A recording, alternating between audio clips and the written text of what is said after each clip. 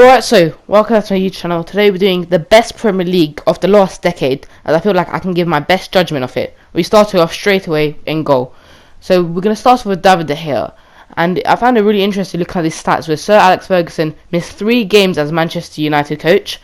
1 as an illness, 1 to attend a wedding, and 1 to scout David De Gea. And if he's got his recognition from him and the best manager over the last decade or even longer, as he is the best manager in my opinion in the Premier League, I feel like he also gets in there also because of how long he's been playing for Manchester United. A big thing with Ferguson is he's always wanted to get goalkeepers in early. He's had a lot of trouble with that with Van der Sar, as he got him at the back end of his career. So that's why he wanted to scout a young goalkeeper such as David De Gea, and he was happy to join one of the biggest clubs in the world at the time, Manchester United. Now, he has been at his top. Of course, he's had some bad seasons, but he's still up there with the best, such as Alisson and Edison, which just shows how good he is for his age, and not maybe the best defence in the league, especially at Man United. Right back will be as Cesar Azpilicueta, and I feel like he's very underrated right back. I could have put in a Kyle Walker in there, and just one of my rules for this, they have to currently still be playing, and they have to have at least a couple years for their team. That's why Azpilicueta walks into his team, as Walker hasn't had maybe the longevity and been at the top for the longevity. And Azpilicueta has been a dream for managers such as Benitez, Mourinho and Conte, as he's been so easy to play at left back, right back, even at three defenders at centre back. Now the other centre back would be Harry Maguire.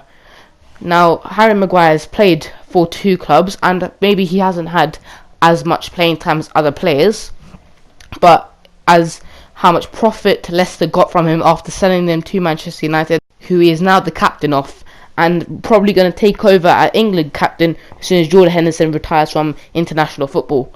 Of course, he played for Leicester, and he didn't play for the Leicester champions when they did win, but he's been a crucial player for any team he's played for, even Hull City. And the next player we'll be talking about is maybe one that hasn't got as much playing time, but still more than Harry Maguire, is Virgil van Dijk. Now, this is me not being biased because he's a Liverpool player, Liverpool's best player, but he was also such a game changer. I've never seen such a player change someone's team, change any team like Virgil van Dijk did coming to Liverpool, changing the whole team. If that was his presence or just how good he is, if he's been at loads of clubs he's played for. Ajax was where he was a bit overlooked at. Southampton, of course, did get him, picked him up for quite cheap, and then sold him for 75 million to Liverpool, which is the best business that Liverpool have ever done, in my opinion, as that has now sorted them out for the rest of their next couple seasons. Now, Robertson, another Liverpool player, I know, but I don't think anyone can disagree with me here. Robertson's been the best left back over the last couple of years, and also not a lot of people knew about him. Yet Klopp took the chance. Wasn't much of a risk as they only bought him for £8 million, but he did come in, and now left back duties. And in my opinion, if he carries on this way, playing that attacking and also can defend, he will be up there with the best of all time. Now, in midfield, the first of the midfielders is Kante. Now, we're going for another ex-Leicester player who's now moved clubs and become their best player, is Kante. And, of course, he's gone to Chelsea but he started off in the back end of France, playing in the lower leagues until Leicester bought him in. They were thinking, okay, yeah, maybe he could do a job. Not only has he done that, he's now become the Premier League's best midfielder, as he can run up and down the pitch. He is very forward passing, as he gets a lot of assists, but mainly his role is just to defend. And at Chelsea, he's become an absolutely amazing player. He's been their best player since Eden Hazard, which we'll be talking about later, where when he did play at Marseille, he was overshadowed after maybe his height as a midfielder. Then Leicester came calling, and then he had to come. Now, 2 Premier Leagues. The next midfielder will be Fernandinho. Yes, he'll be retiring this year, probably from Man City, maybe go to Brazil, but he's still one of the best midfielders of this time, where he's very underrated, as A lot of players maybe think, okay, maybe he's a bit of a donkey in midfield, which maybe is not the best word to describe him, but how he can play in such a good team for all this time, even in his Manchester City team, where Pep Guardiola requires great passing, and also taking out their 50 million signing with Rodrigo. Now, another Man City player, but you can't disagree with me here, David Silva, the best of attacking midfielder I've seen in a long time. He's not just become Manchester City's one of their best players, he's also played over 600 games for Manchester City in all competitions, and how good he has been. They did sign him for Valencia in 2012, and since then he just keeps on getting better and better.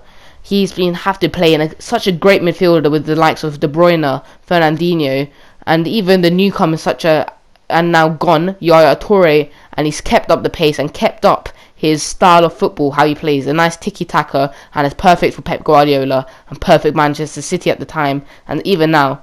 They're going to really have to replace him with Foden, and hopefully Foden fill his boots when he does retire at the end of the year.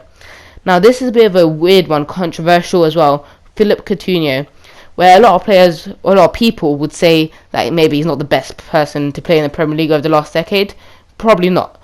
But if you're thinking about how much Liverpool earned from him, bought him from Inter Milan at a very young age for 7 million, then sold him on for 135 million, which just shows how good business Liverpool have been over the last couple of years. And at the time, of course, I thought it was a big rubbish decision from Klopp to sell him. I know he had to go, but how good he was and how he changed Liverpool's team so well. Now, the next one will be Sergio Aguero, and a lot of people could maybe say, okay, Kane could get in ahead of him, but for how long he's been playing, and not only that, well, maybe Kane doesn't have the quite injury-prone Kane, but Aguero, 44 goals against the established top six, which is Liverpool, Arsenal, Tottenham, Man United, and Chelsea, which just shows how good he is. He's not just a poacher who can just get goals in random places. He goes for them, and that's how good he's been. We did say we'll mention him, and it's Eden Hazard. And he signed in 2012 from Lille, and he played 147 games and 36 goals. And then as soon as he came to Chelsea, he had a big improvement where he played 275 games, and that's from the left wing. So he had to keep up his pace, keep up his momentum, and he scored 85 goals and assisted quite a few as well. Anyway, this has been my Decade 11. If you have any changes, put it in the comments. Anyway, peace.